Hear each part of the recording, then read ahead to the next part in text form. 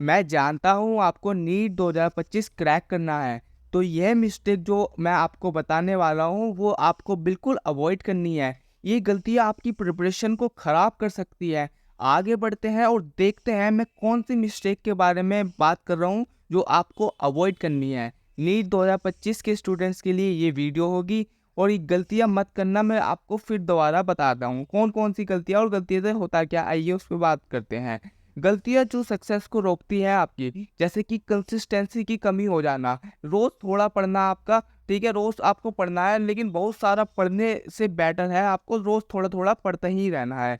Consistency ही आपकी की है, इस चीज़ को आपको ध्यान रखना है। मॉक टेस्ट जो है उसको इग्नोर नहीं करना है, बिना प्रैक्टिस मैच नहीं जीते जाते, ठीक है, इस चीज़ को ध्यान रखना है। मॉक टेस्ट से अपनी तैयारी चेक करनी है आपको, ठीक है।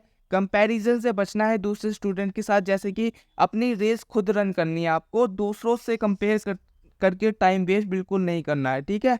Focus on your on progress, इस पे आपको वर्क करना है, इस चीज़ का मैं आपको ध्यान बता रहा हूँ, ठीक है। आइए जी, सबसे पहले मिस्टेक जो आप करते हैं अपनी नीट प्रिपरेशन पे, उस पे बात करते हैं, जो कि कंसिस्टेंट शेड्यूल आपका होता ही नहीं है। उसी पे मैं पूछ रहा हूँ, तो कंसिस्टेंट शेड्यूल कहाँ है आपके, ठीक है। एक प्लानर होता है, वो आपका है कहाँ पर, तो मैं उसी के बारे में बताऊँ तो आपको सबसे पहले प्लान बनाना है। एक टाइम टेबल सेट करना है जो आपको फॉलो कर सको, जिसे आप फॉलो कर सको। फिर क्या करना है, डेली गोल सेट करने हैं, हर दिन के लिए अचीवेबल टारगेट जो आपको सेट करने हैं, ठीक है। फिर आपको ब्रेक्स लेने हैं, इंपॉर्टेंट है, ठीक है। पढ़ाई के बीच में ब्रेक लो और रिलैक्स करो, तो ये जो है बहुत ज़्यादा प्रोडक्टिव हो जाती है चीज़ें।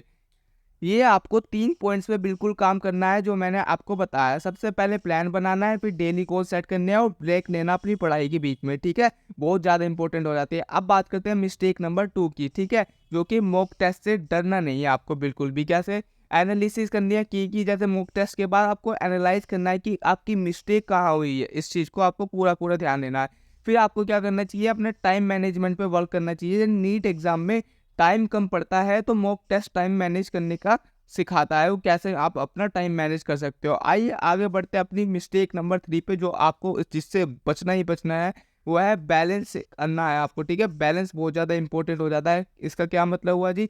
इसका मतलब ये हुआ कि स्ट्रॉन्ग टॉपिक्स जो है आपके, जैसे अपने स्ट्रॉन्ग टॉपिक्स को ना रिवाइज करो, ठीक है, और उन्हें और स्ट्रॉन्ग बनाने की कोशिश करो पूरी-पूरी।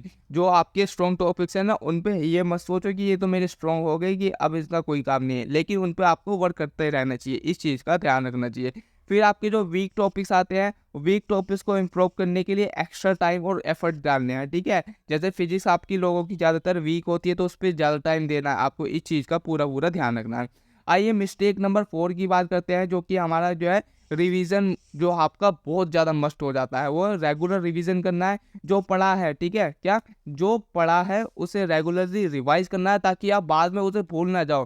फ्लैश कार्ड के रूप से ले सकते हो, मतलब हेल्प ले सकते हो। जैसे फ्लैश कार्ड बनाने हैं आपको इंपॉर्टेंट और फॉर्मूलाज और कंसेप्ट के लिए। फ्लैश कार्ड क्या होते हैं जी? छोटे छोटे, मतलब शॉर्ट नोट्स की तरह ही होते हैं, ठीक है, 1 पेज ऐसे बोल सकते हो आप, ठीक है। फिर आप बात करते हैं एक्टिव रिकॉल की, जो कि है बहुत ज़्यादा इंपॉर्टेंट। बिना देखे कॉन्सेप्ट को रिकॉल करने की कोशिश करो, ठीक है। जो आपने पढ़ा है उसको बिना देखे ना रिवाइज करने की, पूरी कॉन्सेप्ट को रिकॉल करने की कोशिश करा करो, मिनट में या 10 मिनट में, जब भी आपको टाइम मिले, रात को सुबह को आपको पूरा करना है, ठीक है। सबसे बड़ी गलती क्या हो जाती है जी? सबसे बड़ी ये गलती है, ये गलती तुम्हें मेंटली और इमोशनली ड्रेन कर सकती है, और इससे तुम्हारा कॉन्फिडेंस कम हो सकता है। इस चीज़ को ही ध्यान रखना, ठीक है। अब बात करते हैं मिस्टेक नंबर 5 की। मिस्टेक नंबर 5, कंपैरिजन से दूर रहना। मैंने आपको पहले ही बताया था कैसे। आपके जो अपने गोल्स याद रखने हैं आपको, केवल तुम्हारा कंपटीशन जो है खुद से है, ठीक है, दूसरों से भी है, साथ साथ खुद से ज़्यादा, ठीक है। अब आपको ना अपने आप से जीतना पड़ेगा और सेल्फ मोटिवेशन पे काम करना पड़ेगा। अपने आप को मोटिवेट रखना होगा और अपने प्रोग्रेस पे फोकस करना होगा, इस चीज़ का बिल्कुल ध्यान रखना, ठीक है। एवरीवन जो है यूनिक होते हैं, हर बंदा एक यूनिक वे में काम करता है और यूनिक होता भी है खुद साथ साथ, ठीक है।